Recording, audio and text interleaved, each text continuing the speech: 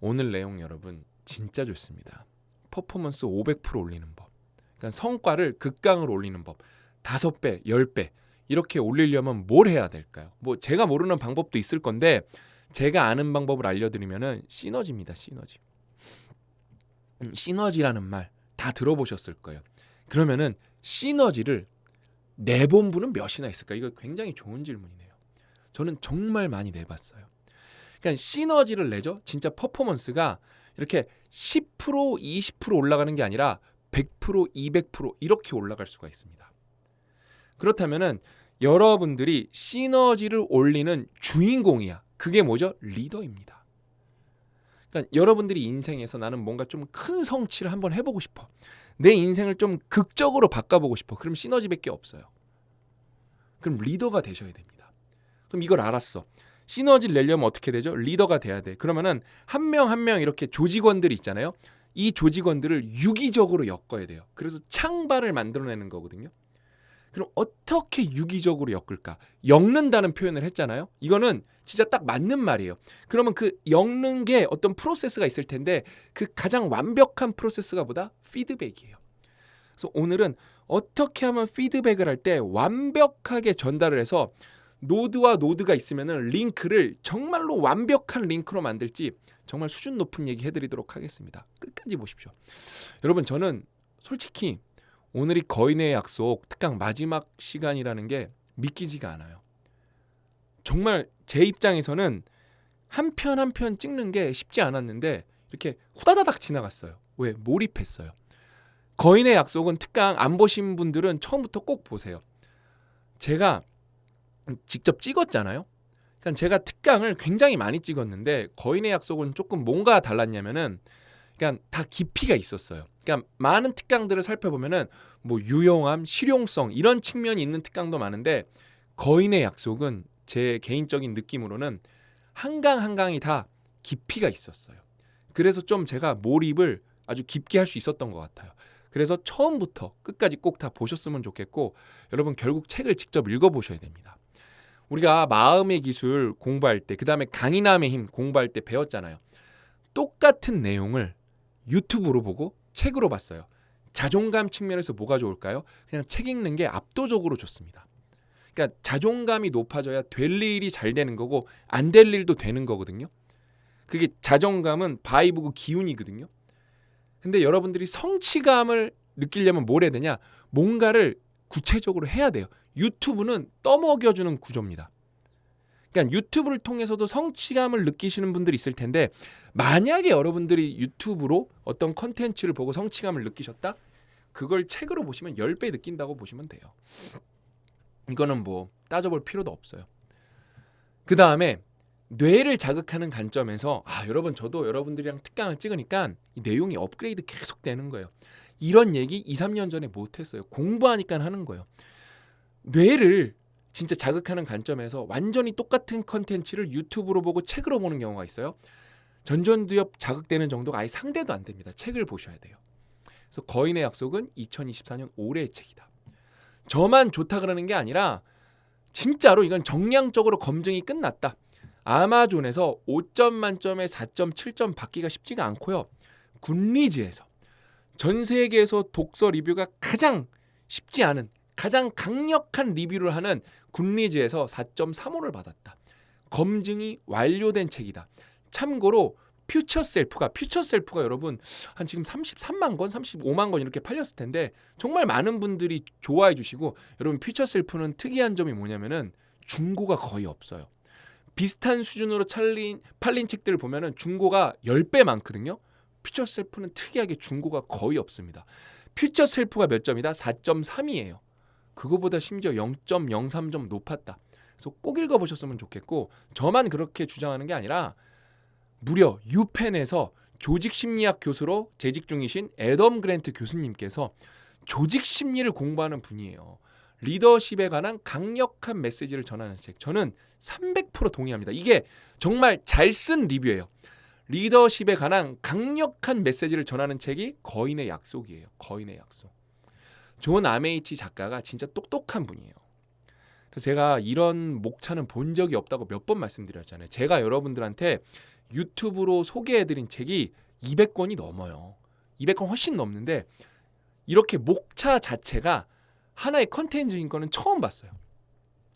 훌륭한 리더가 뭐다? 그럼 이 정도 되면은 이게 논술 시험이면 어떤 논술 시험에도 제가 볼 때 80점 이상 나옵니다. 이 구조로 쓴다면은. 그러니까 꼭 읽어보셔야 된다. 진짜 너무 좋은 책이다라고 제가 강력 추천하면서 본론으로 들어가 보면은 오늘은 피드백의 5가지 구조에 대해서 배워볼 거예요. 피드백에 우리는 이제 지난번 2강인가 3강에서 효과적인 피드백 모델에 대해서 배워봤거든요. 다 찾아보세요. 특강에 나와 있습니다. 쭉 읽어볼게요. 물론 효과적인 피드백 모델은 주어진 피드백의 잠재적 가치만을 측정할 뿐이다. 그 피드백이 어떻게 전달되는지도 똑같이 중요하다. 그러니까 링크를 연결하는 방법이 진짜 중요하다는 거예요. 이를 위해 안내자 역할을 할 수 있는 기억하기 쉽고 신중한 구조가 있다. 이 말이 좀 좋아요. 신중한 구조.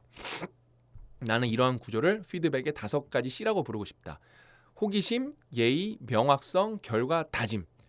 이 5가지 C에 초점을 맞춰 피드백을 준비하면 피드백이 활발히 이루어지는 환경을 만드는 데 도움이 되고 피드백을 받는 사람이 방어적인 태도를 보일 가능성이 줄어든다. 제가 피드백 얘기 진짜 많이 했잖아요. 정말로 이 사람은 관련해서 공부를 많이 하고 고민을 많이 했구나. 정말 대가구나. 그걸 느낄 수가 있어요. 하나하나 읽어볼게요. 호기심과 질문으로 시작한다. 그러니까 피드백을 줄 때 이거는 인간관계론에도 나온 얘기예요. 뭔가 부탁을 하거나 피드백을 줄 때 명령, 이거 해가 아니라 그거를 질문으로만 바꿔도 훨씬 상황이 말랑말랑해집니다. 표현 좋죠? 사건이 일어난 것은 압니다만 그 사건에 대해 좀 더 이야기해 줄 수 있습니까? 이 특별한 상황에 대해서 어떻게 생각하십니까? 질문할 때는 답을 위한 여백을 남겨둔다. 답정너가 되지 말라는 거야. 좋죠? 질문할 때와 마찬가지로 답변을 들을 때도 이해하기 위해 충분한 시간을 드리고 경청하며, 이게 중요해요. 그러니까 내 할 말만 하러 가면 안 돼요. 그건 피드백이 아니라 따지러 간 거예요. 경청하며 호기심을 유지해야 한다. 그러니까 최고 수준으로 듣기를 해주라는 거죠. 그렇죠? 이를 통해 정보를 수집할 수도 있고 동시에 여러분이 모든 일을 다 아는 것이 아니라는 사실도 깨달을 수 있다. 다시 읽는데도 내용이 너무 좋네요. 그러니까 여러분이 겸손해질 수 있는 거죠. 왜? 내가 이 사람을 좀 바꾸기 위해서 이런 피드백을 주러 갔는데 호기심을 가지고 경청을 하다 보니까 내가 잘못 알고 있던 거야. 그럼 여러분이 피드백을 받은 거고 수정을 해야죠. 좋은 피드백은 뭐예요? 상호작용이에요. 바로 나오네요. 대화는 양방향으로 이루어져야 신뢰가 쌓인다. 그러면 여러분도 단순히 비판자처럼 보이지 않을 것이다. 벌써 여러분 진짜 최고예요. 그 다음에 항상 예의를 보여야 한다. 주어진 상황이나 앞에 있는 사람에 대해 어떻게 느끼든 항상 도덕적인 자세를 유지하고 문제를 해결하는 올바른 방식을 모범으로 보여야 한다. 시간을 내어 자리를 마련한 사람에게 감사 인사를 하고 피드백을 받는 사람한테 시간 내줘서 와주셔서 감사하다고 이렇게 감사를 표현해야 돼요. 근데 피드백은 뭔가 이제 고쳐주려고 하는 경우가 많으니까 벌써 이렇게 그냥 내가 너 아주 고쳐주겠어 이렇게 고압적인 자세로 가는 사람, 여러분 감사 인사 할까요? 감사 인사만 해도 벌써 상황이 180도 바뀔 거예요. 논의가 어색해지거나 불편해질 수 있다는 점을 미리 알려준다. 빈정거림, 수동적 공격, 비난, 욕설, 큰 목소리는 절대로 삼간다. 이게 지금 대한민국 현실이죠. 피드백이 아니라 빈정거림, 수동적 공격, 비난, 욕설, 큰 목소리 뻔하죠. 그러면 여러분이 전하려는 메시지가 왜곡되고 상대가 방어적으로 나올 수 있기 때문이다. 예의를 깍듯이 지키면 이 말 너무 좋네요. 그냥 지키는 정도가 아니라 여러분이 피드백을 주는 대상한테 깍듯이 예의를 지키는 거예요. 상대방은 여러분의 이야기에 귀를 기울일 것이다. 그러면 더 바뀌고 시너지가 폭발할 확률은 더 올라갑니다. 명확성이 있는지 확인한다. 우리 효과적인 피드백 모델 할 때 명확성에 대해서 배웠거든요. 효과적인 피드백 모델을 활용해 피드백이 명확해지도록 한다. 신경이 예민해지고 긴장감이 높아지면 명확성을 잃어버리기가 쉽다. 우린 이런 생각도 안 하죠. 무조건 내가 옳아. 따라서 일반화나 가설을 피하고 구체적인 내용을 강조한다. 이게 진짜 중요해요. 피드백을 줄 때는 여기 저도 필기까지 했잖아요. 추측 금지. 가설은 최대한 빼야 돼요. 팩트 중심으로 담백하게 가야 됩니다. 가설이 들어가면 그건 더 이상 피드백이 아니라 소설이에요. 실제 사건에 초점을 맞추고 인신공격이 아니라 문제가 되는 행동을 짚고 넘어가는 피드백이 되도록 한다. 피드백을 받는 사람이 같은 실수를 반복하지 않게 하려면은 문제의 실제 원인이 무엇인지 구체적으로 말해야 한다. 긍정적인 피드백도 마찬가지다. 심지어 긍정적인 거 좋은 완전 칭찬해 주러 간 거잖아요. 여기도 정확하게 팩트 중심으로. 여기서는 주로 어려운 문제를 다루는 비판적인 피드백을 이야기하지만 비판적이든 긍정적이든 피드백이 효과적으로 전해지려면 구체적이어야 한다. 그냥 퉁치는 얘기는 안 된다는 거야. 이거는 그냥 조직이 아니라 부부간, 가족 간의 칭찬도 구체적으로 해줄 때 그냥 우리 딸이 최고지, 우리 와이프가 최고지가 아니라 뭐가 최고지. 제가 이거 좀 잘해요. 두루뭉술하게 하면 두루뭉술하게 칭찬하면 성의가 없어서 이거 진짜 좋은 얘기네. 여러분 존 아메이치 작가는 괜히 4.25, 4.35를 아무나 받는 게 아니에요. 제가 책 한두 권 읽었습니까? 진짜 훌륭한 문단이에요. 두루뭉술하게 칭찬하면 성의가 없어서 뜻하지 않게 상대방에게 반감을 일으킬 수도 있다. 칭찬을 하든 비판을 하든 상세하고 명확해야 한다. 그다음에 결과를 명확히 짚고 넘어가야 한다. 문제가 되는 행동이나 결과를 단순히 지적한만으로는 안 된다. 문제가 되는 행동이나 결과가 끼친 영향까지 다뤄야 한다. 그러니까 이런 거 피드백을 주는 이유는 너가 잘못한 게 이렇게까지 확장됐어. 이거 그러니까 너 왜 그거 그렇게 했어? 너 잘못됐어 이게 아니라 차분하게 예의를 갖추면서 이렇게 선택을 한 것 때문에 조직이 지금 이런 문제를 겪게 됐다. 차분하게 얘기를 하는 거예요. 대화를 하다 보면 말이나 행동이 무엇을 의미하는지 어떤 의도가 있는지 따지다가 길을 잃을 때가 많다. 대신 피드백을 말이나 행동인 초래한 결과에 집중하면은 상대방이 반박하기가 어려워진다. 어떤 행동이 다른 사람이나 비즈니스에 실제 영향을 미치면 문제가 되는 그 행동을 변화시킬 이유가 된다. 마지막이 진짜 저는 좋은 것 같거든요. 이거는 피드백의 정점인 것 같아요. 피드백을 할 때 그냥 피드백만 주고 오케이 알았어 이렇게 끝내는 게 아니라 피드백 끝으로 다짐을 이끌어낸다. 피드백을 공유하는 이유는 어떤 행동을 고치거나 강화하기 위해서다. 따라서 대화를 끝낼 때 다짐을 받아내는 일에 겁내지 말자. 그러니까 이거를 다 꺼려하는 거거든요. 그러니까 우리 꺼려하지 말자는 거예요. 왜? 애초에 피드백을 준 목적을 생각해야 되는데 이 사람을 바꾸려는 거예요. 바꾸려는 게 핵심인데 다짐을 안 받으면은 그냥 허공에다 말한 거예요. 상대방에게 다짐을 받아내야 앞으로도 변화를 기대할 수 있고 상대방도 책임감을 가지고 지속적으로 행동을 개선할 수 있다. 여기에서 새로운 시작이 이루어진다.